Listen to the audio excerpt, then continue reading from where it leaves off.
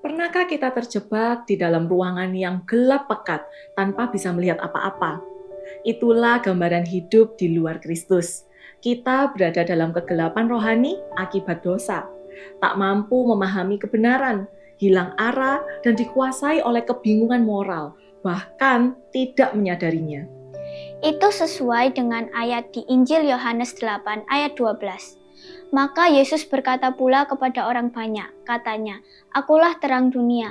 Barang siapa mengikut aku, ia tidak akan berjalan dalam kegelapan, melainkan ia akan mempunyai terang hidup."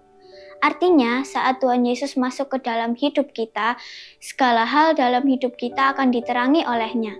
Pengorbanannya di kayu salib menyadarkan kita akan dosa-dosa kita, sekaligus memberikan anugerah pengampunan dan keselamatan yang membebaskan kita dari kuasa kegelapan. Betul sekali. Dan jujur, sebagai orang dewasa, pergumulan terbesar kita seringkali bukan karena kita tidak tahu bahwa hal itu salah. Kita tahu itu dosa, kita tahu itu merusak, dan kita juga ingin lepas, namun kita tidak berdaya.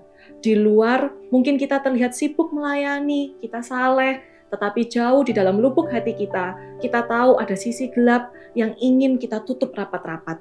Entah itu kepahitan, luka lama, atau dosa yang tersembunyi. Ditambah lagi karena Tuhan tidak nampak secara visual, sehingga berelasi dengan Tuhan rasanya seperti satu arah. Kita jadi lebih attached atau terikat dengan dosa dan masa lalu. Karena hal itulah yang kita lihat dan yang kita rasakan setiap hari.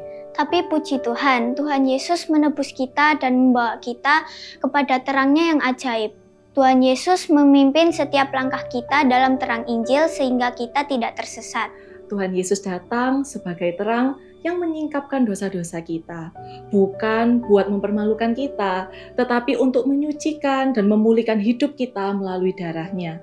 Hanya anugerah Kristus dan pimpinan Roh Kudus yang memampukan kita berbalik dari dosa dan hidup di dalam kemenangan. Mari penuhi keseharian kita dengan firman Tuhan, sekalipun kita kadang merasa komunikasi dengan Tuhan itu seperti satu arah, dan seringkali kita merasa doa kita tidak terjawab. Percayalah, Roh Kudus selalu bekerja di balik layar to heal and comfort you, mengingatkan kita akan pengorbanan Kristus yang telah menyelesaikan semuanya bagi kita. Ketika Yesus Kristus, Sang Terang itu tinggal dalam hidup kita, maka kita juga dimampukan untuk menjadi anak-anak terang. Kita dipanggil untuk senantiasa membawa terang di keluarga, di sekolah, di gereja, dalam pergaulan, dan semuanya.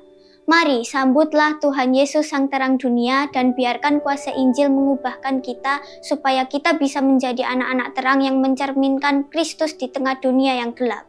Maukah Anda menerima anugerah keselamatan dan hidup di dalam Sang Terang itu? Tuhan memberkati.